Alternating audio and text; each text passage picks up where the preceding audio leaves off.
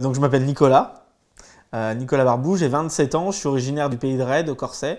Mon papa est marin-pêcheur à Paimboeuf et j'habitais déjà depuis 5 ans à Paimboeuf au préalable et je suis sommelier depuis 10 ans.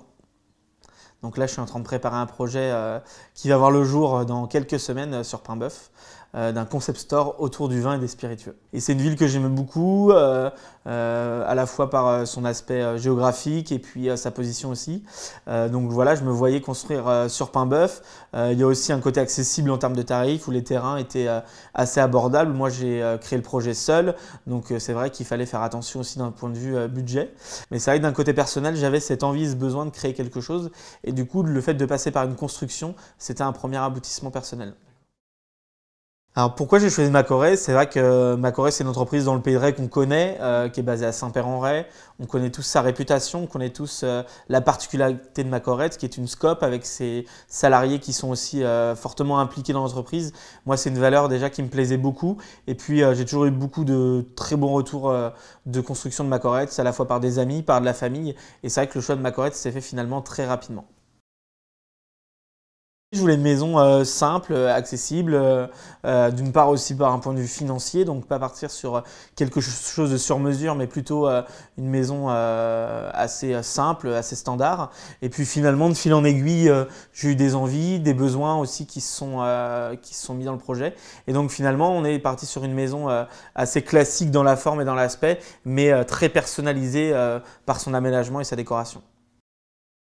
On va dire qu'on est parti d'un sucre, d'un rectangle, et puis on a construit les différentes pièces. Donc, construit dans un premier temps les deux chambres. Ma volonté, c'était d'avoir une salle de bain qui soit communicante entre les deux, un petit peu dans l'esprit d'une suite parentale, où de ma chambre, je puisse accéder à mon dressing et aussi à la salle de bain, et puis ne pas perdre d'espace.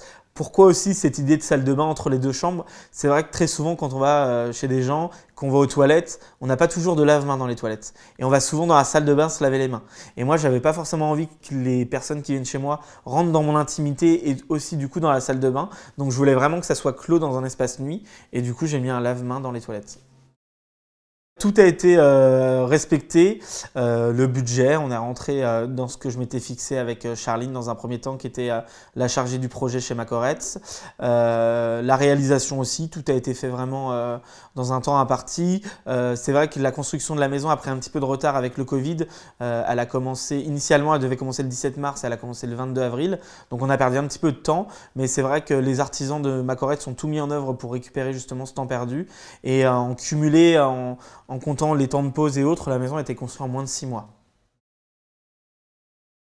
Alors Charline, c'est la première personne que j'ai rencontrée à Macorès, qui a su m'écouter, comprendre le projet, m'accompagner pendant toute la période de création de la maison, des plans, des premiers choix de matériaux, la couleur de l'enduit, la couleur des tuiles. Donc voilà, c'était vraiment le lien que j'ai avec Macorès, c'était Charline. Et elle m'a aiguillé, elle m'a donné des conseils parce que c'est pas la première maison qu'elle va faire et ça sera pas la dernière. Donc elle a des bons conseils à prendre qu'on n'aurait pas forcément nous en tête. Donc ouais, ça a vraiment été quelqu'un d'important dans le projet, du premier jour jusqu'au dernier jour, parce que c'est Charline qui m'a remis les clés de la maison et qui a changé la serrure. Donc ça, c'est assez symbolique aussi du coup d'avoir commencé, d'avoir terminé le projet avec elle. Il n'y a pas eu de choix de matériaux particuliers utilisés. C'est vrai que la chance aussi de Macorès, c'est que peu importe le budget qu'on va mettre dans la maison, on a des beaux budgets, des beaux matériaux pardon, d'utiliser, que ça soit du carrelage aux ouvertures avec K-Line, les volets avec Bubendorf, on est sur des très beaux produits.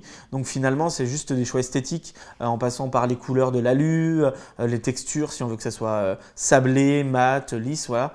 Donc c'était plus dans le choix des matériaux. Bah, je pense que j'en ai pris conscience quand j'ai vu les premiers parpaings se monter, enfin les premières briques pour le coup à Macorès. C'est vrai que j'avais pas conscience du projet. On signe plein de papiers, on paraphe des feuilles et des feuilles, mais finalement tant qu'il n'y a pas de réel et pas de concret, enfin moi c'est vrai que j'ai eu du mal à me projeter dedans. Je pense que c'est aussi pour ça le projet il a évolué vraiment à partir du moment où la maison elle a commencé à être construite, que j'ai eu des envies et que je me voyais vivre dans cette maison et que je me suis dit non mais finalement il faudrait plutôt créer cet espace comme ça, changer certaines choses de place et j'ai vraiment pris conscience au début.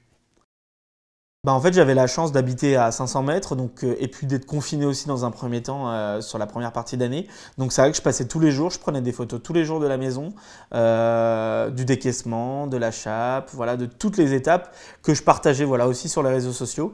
Et j'ai eu beaucoup de retours des gens qui se posaient des questions où tout le monde ne sait pas toutes les étapes d'une maison. Et puis des gens qui allaient faire construire avec Macoretz. Et c'est vrai que je mettais le petit hashtag Macoretz. Et les gens souvent me disaient ah bah c'est top, nous on fait construire avec Macoretz à Saint-Brévin, à Saint-Père. Et du coup, bah, en fait, il s'est suivi un projet quasiment mutuel avec d'autres personnes. Et puis, bah, on se suit les uns les autres. Ce qui me rend fier, c'est que cette maison me ressemble, qu'elle a mon identité et qu'on me dise souvent qu'elle est jolie. Donc, je suis plutôt content.